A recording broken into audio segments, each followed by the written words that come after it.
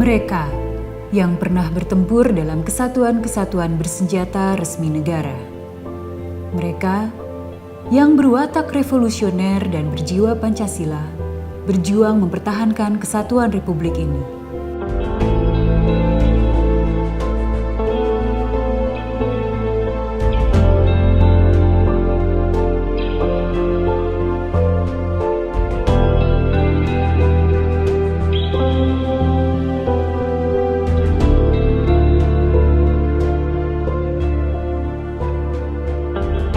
Berbanggalah Republik ini memiliki orang-orang yang besar cintanya pada Republik ini, sehingga berjuang, bertempur, dan berkorban dengan tulus tanpa pamrih.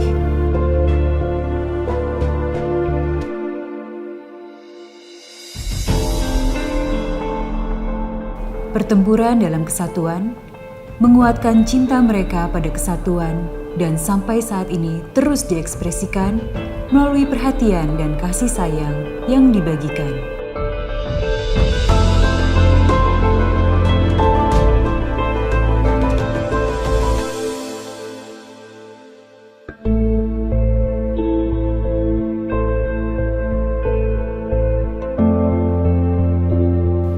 Walaupun kini sebagian dari mereka hidup prihatin di alam kemerdekaan Republik Indonesia, di saat apa yang mereka perjuangkan telah didapatkan Republik ini.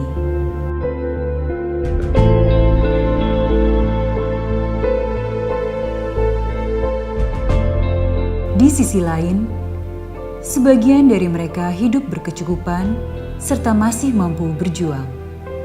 Mereka yang dulu pernah berjuang, sekarang pun masih terus berjuang untuk negara tercinta. Berjuang dengan semangat tinggi, semata-mata hanya untuk menjaga keutuhan serta kebesaran bangsa ini.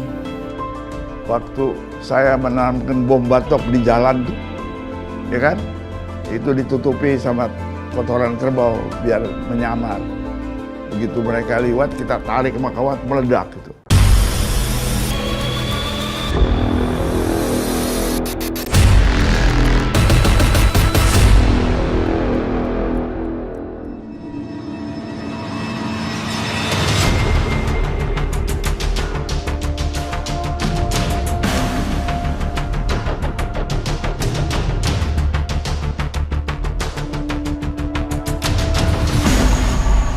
Jadi saya diundang sama Kasat kemarin itu kebanggaan.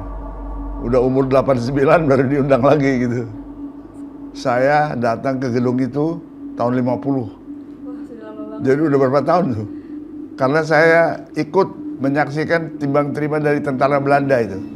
Tahun 50 pangkat saya sersan.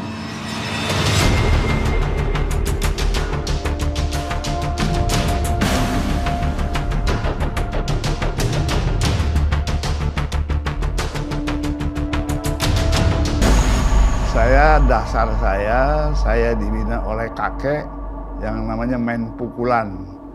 Disebut tuh pencaksilat sekarang. Jadi saya udah mental, fisik siap.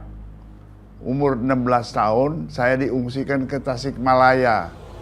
Kira-kira akhir 46. Karena saya kalau di Jakarta kelakuan saya kayak ekstremis gitu.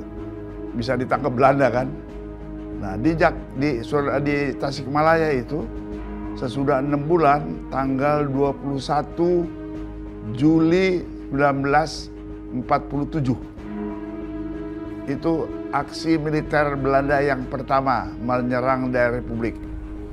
Saya dari situ ngungsi ke selatan namanya Cibeti, Tasikmalaya. Itu dengan orang tua yang sudah aku car-kacir karena dia pegawai pos telegraf and telepon, udah nggak dapat gaji kan. Ada tentara liwat, namanya Detasmen Garuda Putih, dipimpin oleh Kapten Burdah. Berhenti di komplek itu.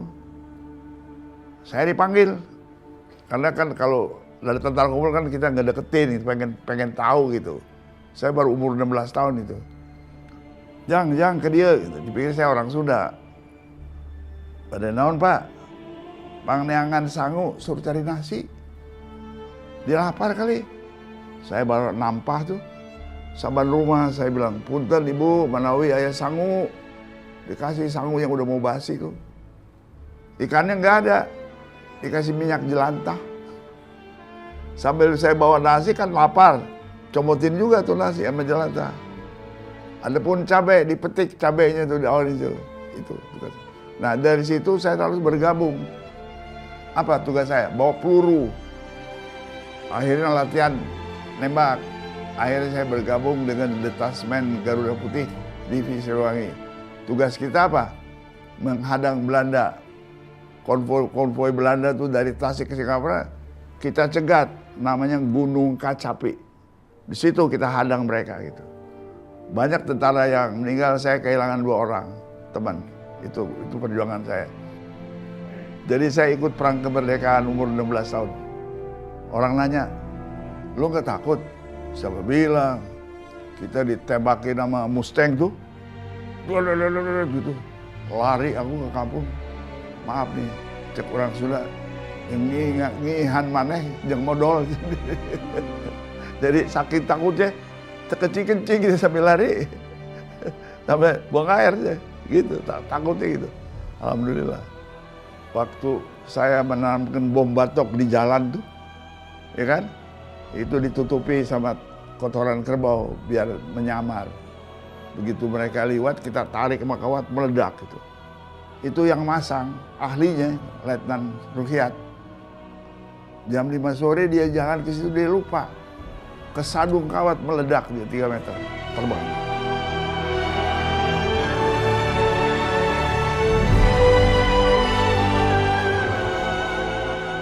Itulah, jadi saya itu termasuk pejuang kemerdekaan dalam usia dini. Alhamdulillah, tahun 50 dapat pangkat sersan kayak Anda gitu. Tapi karena ilmu silat saya pakai, karena silat itu bukan untuk bela diri. Suatu ilmu itu jangan dipakai untuk berkelahi, tapi untuk kehidupan. Jadi aspek silat saya pakai, tahun 50 sersan, tahun 80 mayor jenderal.